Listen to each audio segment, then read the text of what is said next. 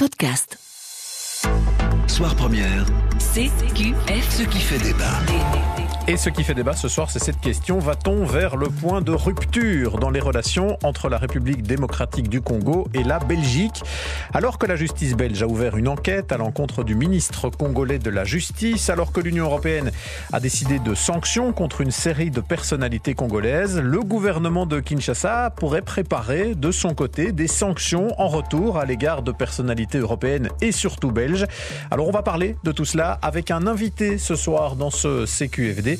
C'est Lambert Mende, le ministre congolais de l'information et des médias. CQFD. Lambert Mende, bonsoir. Bonsoir. Vous êtes avec nous par téléphone depuis le Kasaï où vous vous trouvez et on va vous faire réagir à une série d'actualités ce soir, à commencer par celle-ci. Le ministre congolais de la Justice, Alexis Tambwe, est visé par une plainte en Belgique, une plainte pour crime contre l'humanité entre autres. Un juge d'instruction vient de se saisir du dossier. Alors Sébastien Joris est avec nous en studio pour nous expliquer peut-être d'abord, Sébastien, par qui cette plainte a été déposée. Par plusieurs personnes. Par exemple, un proche de victime de l'attaque d'un avion en 1998 dans l'est du Congo. C'était un contexte de guerre. À l'époque, l'actuel ministre de la Justice était à la tête d'un mouvement rebelle impliqué dans l'attaque. C'était il y a 20 ans, mais le plaignant nous a dit ce matin qu'il refusait de se résoudre à l'impunité. Un autre plaignant est pour l'instant emprisonné en RDC où il s'estime victime de traitements inhumains. Donc la plainte déposée concerne plusieurs faits étalé dans le temps. Alexis de Soif, avocat. Des faits extrêmement graves, crimes contre l'humanité, crimes de guerre, arrestations arbitraires, torture, mais aussi des préventions de faux, usage de faux, détournement de fonds publics, corruption, blanchiment. La justice belge est compétente pour enquêter sur ces faits, à charge et à décharge, car Alexis Tambwe est domicilié à Uccle, donc justice belge compétente. Mais c'est vrai, cette affaire tombe à un moment de forte tension diplomatique entre la Belgique et la RDC. L'avocat des plaignants en a bien conscience. C'est un dossier délicat parce qu'il s'agit d'un ministre de la Justice en exercice dans un pays étranger, mais il y a des règles de droit, le droit international qui doit être respecté. Le ministre congolais de la Justice est donc visé par une plainte en Belgique. Il est aussi sur la sellette au Congo, où des milliers de détenus ont récemment réussi à s'échapper de prison. Alors Lambert Mende, en tant que porte-parole du gouvernement congolais, comment réagissez-vous à cette enquête ouverte en Belgique, donc à l'égard d'un de vos collègues, ministre donc de la Justice, Alexis Tambwe? Il est évident que la première chose à dire, c'est que si une personne a subi des dommages par le fait de qui que ce soit, un collègue ou pas, elle a le droit de se plaindre devant la justice. Mais il y a quand même une sorte de politisation qui se ressent à mille lieues dans le choix du moment. C'est plus de 10 ou 20 ans après les faits que cela arrive, et à un moment où nous avons dénoncé des tentatives très maladroites de la Belgique, d'une certaine Belgique, de vouloir remettre l'embrayage sur la prise de contrôle des richesses du Congo, qu'on nous reproche d'avoir voulu diversifier nos relations économiques, qu'on fait tomber sur nous des sanctions à la volée qui n'ont aucun fondement en droit international, mais cela n'enlève en rien le droit qu'ont les personnes qui estiment avoir été lésées de pouvoir déposer une plainte devant quelque juridiction que ce soit. Je voudrais simplement corriger un fait. M. Tambwe n'a jamais été à la tête d'un mouvement rebelle. Il était peut-être membre d'un mouvement rebelle, mais dire qu'il a été à la tête d'un mouvement rebelle, c'est un peu tordre le cou à l'histoire. Mais sauf qu'à l'époque, il avait lui-même en quelque sorte revendiqué, justifié en tout cas le fait d'avoir abattu cet avion parce qu'il estimait que des militaires loyalistes à Kabila à l'époque s'y trouvaient, ce qui a été démenti ensuite par une série de témoins. On ne va pas refaire l'affaire ici, mais dans ce que vous nous dites, Lambert Mende, ça veut dire que vous doutez de l'indépendance de la justice belge. Pour vous, il y aurait une main politique derrière qui aurait agité en quelque sorte cette affaire, là maintenant, spécifiquement?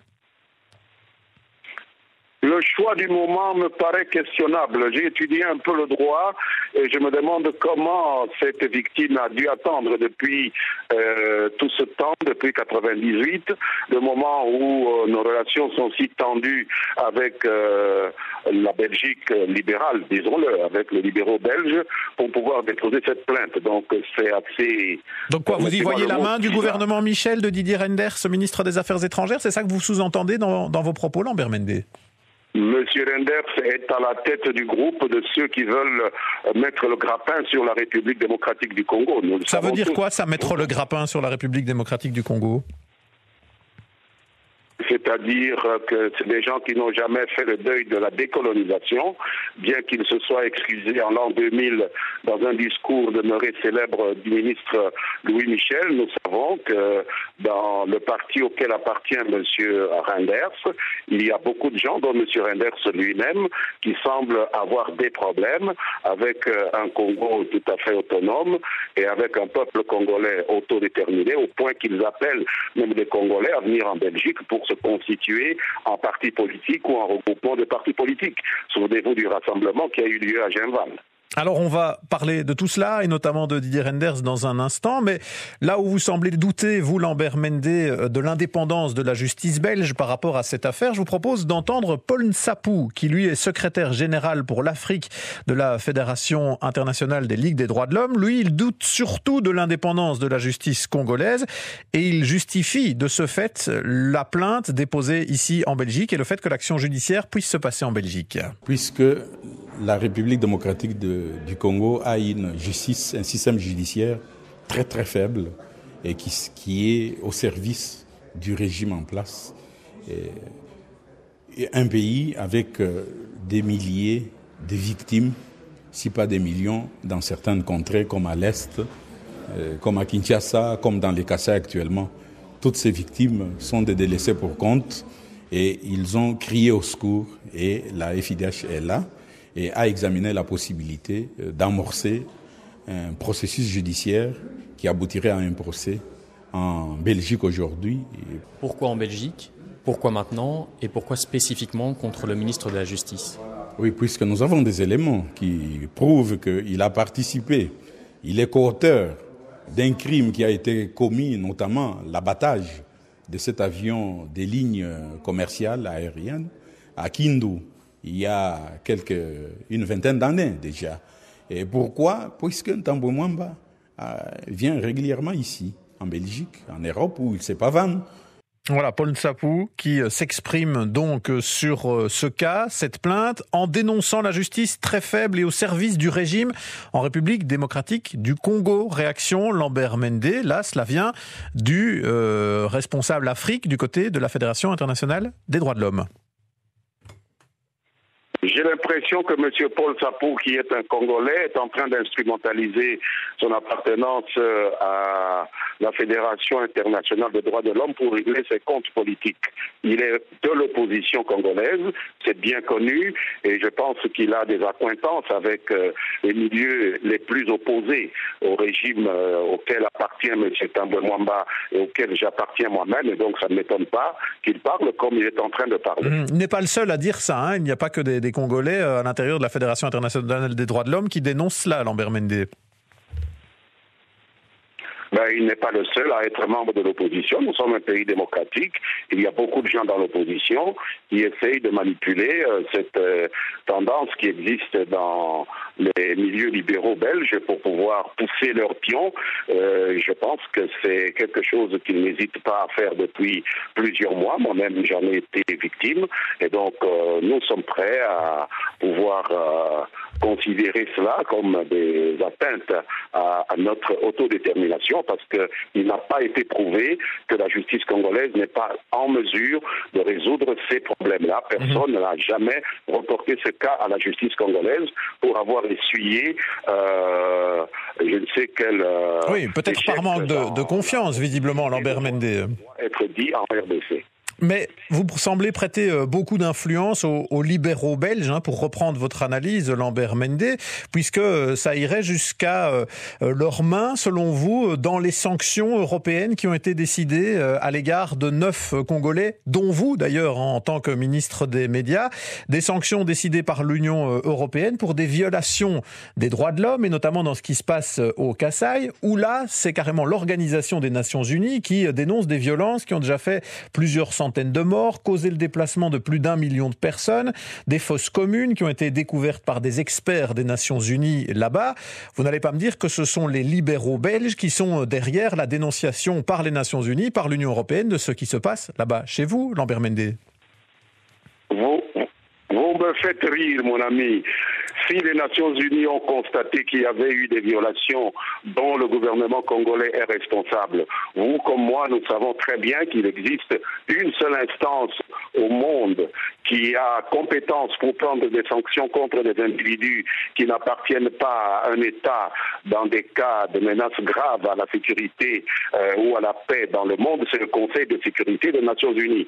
Pourquoi les Belges n'ont pas, ou les Européens n'ont-ils pas référé ces dossiers aux Nations Unies? Pourquoi cet empressement à vouloir prendre des sanctions contre les autorités congolaises sans en référer au Conseil de sécurité des Nations Unies? Ce qui est anguille sous roche. Mais ça veut dire quoi? Vous contestez ce qui est dénoncé par des experts de l'Organisation des Nations Unies elle-même, puisque c'est de cela dont on parle ici, Lambert Mende? C'est totalement faux ce qui se passe. Par exemple, prétendre qu'un ministre congolais de la communication comme moi, j'ai pu interdire les réseaux sociaux, alors que tout le monde sait il ne faut pas être sorcier pour connaître que les réseaux sociaux en République démocratique du Congo relèvent du ministère des Postes et des Télécommunications. Comment peut-on rendre responsable un ministre de la Communication des questions qui relèvent du ministère des PTT? Oui, donc, là vous jouez un peu sur les mots. C'est l'expertise technique qui est au ministère des Télécommunications. La décision sur l'information, c'est plutôt vous et à vous à qui elle incombe. Non, pas du tout. Les réseaux sociaux dépendent, monsieur, en droit au Congo, des PTT. Et donc, on était pressé simplement de prendre des sanctions pour nous humilier, pour nous ridiculiser, et il fallait le faire parce qu'on voulait soutenir l'opposition congolaise, ou plutôt une certaine opposition congolaise. Donc, pour vous, il y a un vrai dessein politique derrière tout cela, l'idée de déstabiliser le gouvernement Kabila. C'est ce que vous lisez dans ces sanctions européennes, on l'entend ce soir. Est-ce que ça veut dire qu'il va y avoir des mesures de rétorsion, des mesures de sanctions décidées par le gouvernement congolais, puisque on a appris aujourd'hui que le gouvernement congolais avait reçu une liste de personnalités qui avait été préparée par un groupe de travail, des personnalités dont Didier Reynders notamment, dont la députée européenne Maria Arena par exemple, dont l'ambassadeur de l'Union européenne au Congo, qui est un Belge, c'est Bart Ouvry, qui pourrait faire l'objet prochainement de sanctions. Est-ce que vous confirmez cette information qu'il y a une liste sur la table du gouvernement congolais? Je ne suis pas en mesure de confirmer cette information. Je suis à plus de 1500 km de Kinshasa en mission officielle. Mais je sais qu'il y a une réflexion qui a lieu maintenant au niveau d'une commission interministérielle pour voir comment nous pouvons répondre à cette atteinte grave à notre autodétermination qui a été commise par l'Union européenne à l'instigation de la Belgique.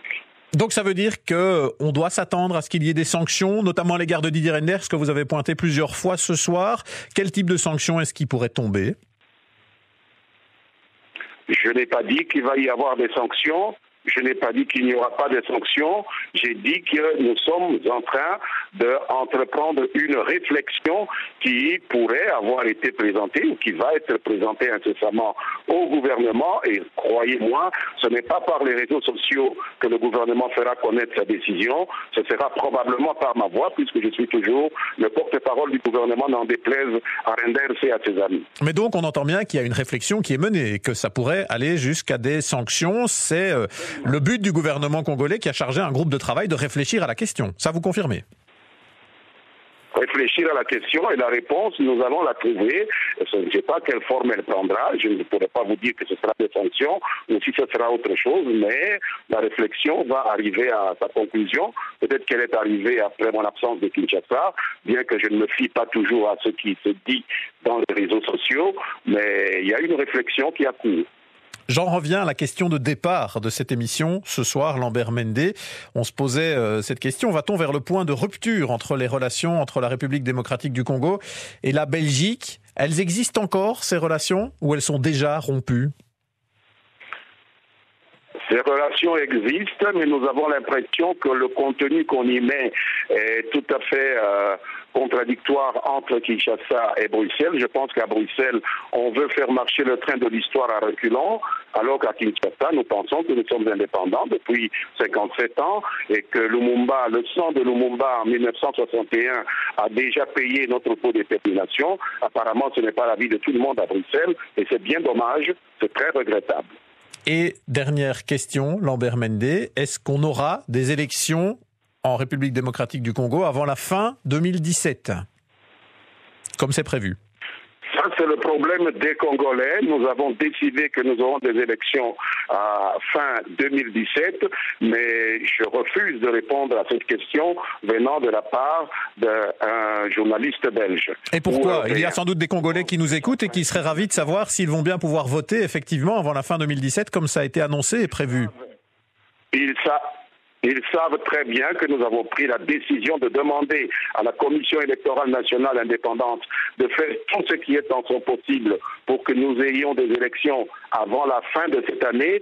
C'est pour booster le programme de enrôlement des électeurs que j'ai quitté Kinshasa depuis bientôt une semaine, que je sillonne la campagne de ma circonscription électorale du Kasaï. On nous a demandé de le faire au niveau du gouvernement, au niveau de l'Assemblée nationale. Nous sommes en train de soutenir l'action de la Commission électorale nationale indépendante qui approche déjà les 30 millions d'électeurs enrôlés et donc nous espérons qu'elle arrivera à ses fins.